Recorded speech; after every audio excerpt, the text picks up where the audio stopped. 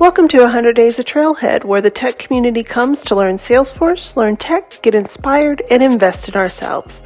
We are your trail guides, here to support you on your learning journey. We release videos weekly. Hit the subscribe button so you don't miss a video. In the description below, you can find links for everything we mention in this video, as well as books and resources we found useful. Visit our blog, 100daysoftrailhead.com, for other helpful Salesforce and tech content. Have you struggled to document your org? Wonder what tools to use? In this video, Lynda Kane is discussing tips to help you know which tool to use and how to document your org.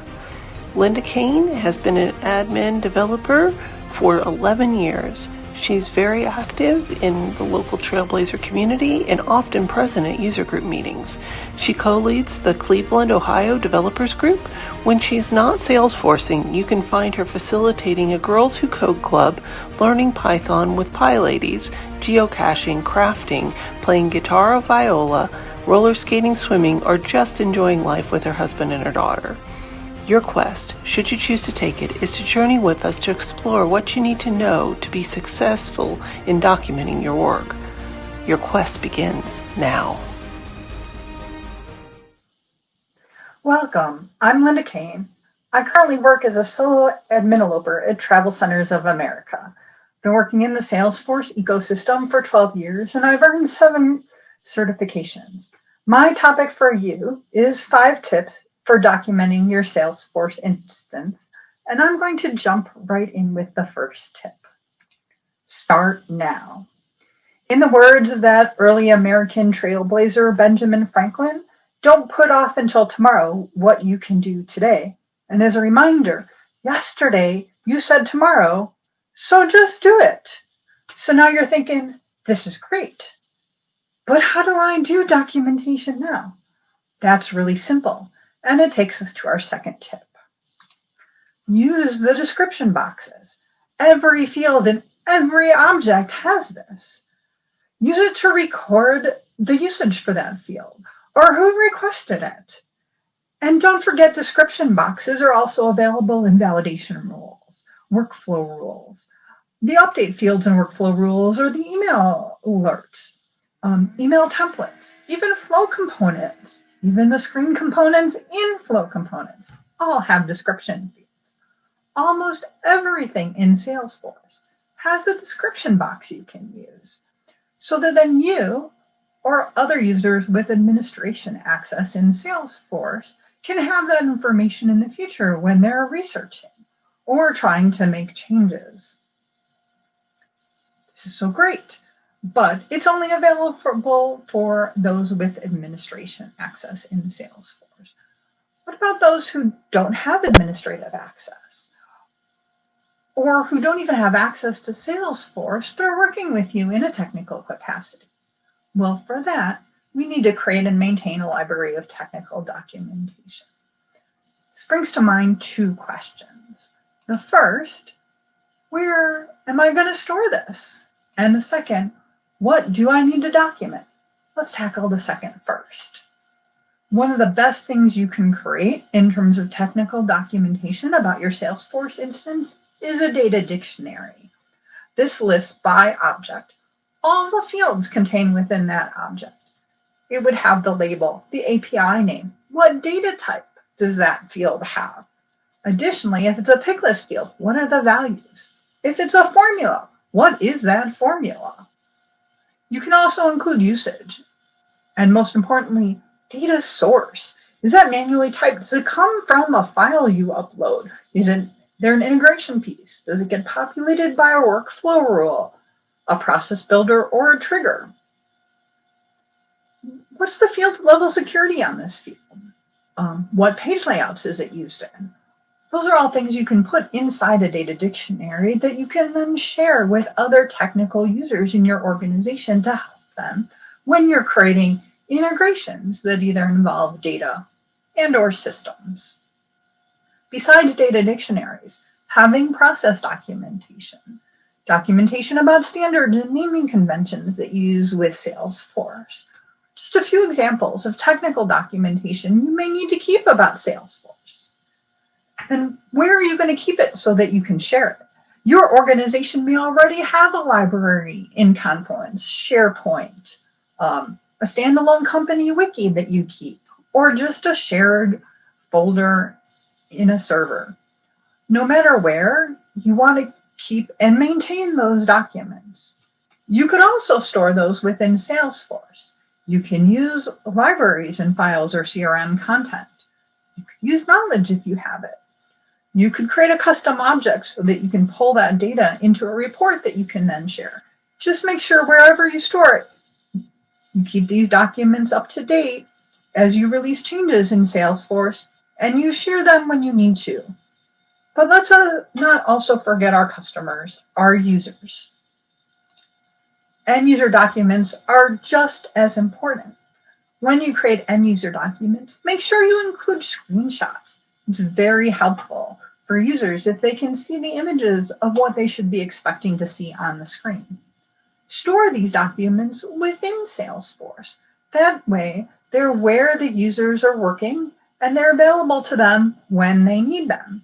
You can use Salesforce Knowledge if you have it available, or create a library of these documents so that you'll have links to files you can use. That way, you can include rich text components in Lightning layouts that have links to relevant documents. You could create fields, formula fields that are read-only, or even just text fields in objects where you store that link and make it available as the default value, and then display those on the screen. Additionally, you can use those links in in-app guidance, or you can customize the help menu and include up to 30 links to documents to help users when they're navigating or having trouble in Salesforce. So these are great tips, but it's kind of daunting to create all this from scratch. But don't worry, our 5th tip reminds us that there are tools to help us. If you search App Exchange, you can find tools like Speckit or Elements Cloud that can help you create documentation for your end users, as well as technical documents. You can also find Fieldtrip and Octopus, geared more towards creating those data dictionaries or understanding where fields are used. Doing Google searches can find you old presentations from Dreamforce, Dreaming Events, and Trailhead DX conferences that other users have given about documenting and how they create their own documentation. You could also use my favorite tool, Schema Lister, on cloudtoolkit.co that helps you build that data dictionary, or at least start it. So this is great, 5 tips. But some of you are thinking, these are awesome for an admin, but I'm a developer. I might help an admin with some of the technical documentation or end user documentation, but I know there's more. And you're right, there is. Were these 5 tips helpful to you? Are you going to implement one or more of these tips? Which one or ones? Comment below. We also want to hear what topics you want us to cover in the future videos. We love reading and responding to the comments. Please hit the like button so we know what content is most helpful to you. If you've made it to this point, we want to take an opportunity to say thank you. Since you stayed with us, let's listen as Lynda shares her bonus tip focused on developers. So I've included some bonus tips. First of all, you can put Apex-style comments in formulas and validation roles. Yes, there are description boxes for these types of things in Salesforce, but you can add more and get a little more specific about the different lines you've written in those. And speaking of commenting, as a developer, you know commenting within your code makes it easier to understand later, helps you show what decisions you made along the way while you're creating that code. But additionally, in Apex, after the class declaration, I totally recommend creating a doc box. It's a comment area that's reserved, in which you include things like who created this class and when. What's the general purpose for it? In a short description, since there is no real description field for Apex classes. Leaving space for a change or update log over time. I know that when I used to develop in Oracle and SQL Server and created stored procedures or functions, we had to include doc boxes as our standard to list what that function was for and how to use it. This is very similar. The only addition I would add to this for Apex classes is include what test class provides the primary amount of code coverage. That way, when someone's deploying and they're not passing tests, they know what they might be missing. Additionally, as you have to make changes to those Apex classes over time, you'll know exactly which test class to go look for that you might have to update to meet and still pass with those changes.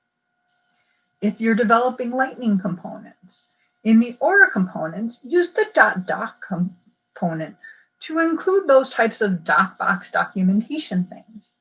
Be sure to also include, especially if you're using design elements, more detail about what things are needed to be filled in to make this component work.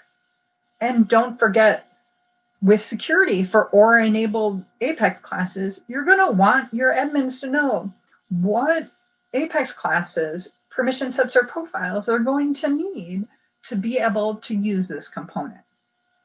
And for Lightning Web Components, a description tag is available to be used in the XML file for that component. Take advantage of it. It's just like that description box on the fields. When we document our instance, it helps us as we need to troubleshoot or as we further build out our Salesforce instance. Using these tips, we'll all succeed together. Thank you for spending time with us. Please like and subscribe to our channel because we share weekly content to support your tech and Salesforce learning journey. Don't forget to hit the notification bell so you don't miss a new video. We also handpick these videos which we recommend you watch next. Connect with us on Instagram, Twitter, Facebook, and on 100daysoftrailhead.com, all of which are listed below. Thank you for learning with us, and we'll see you back tomorrow.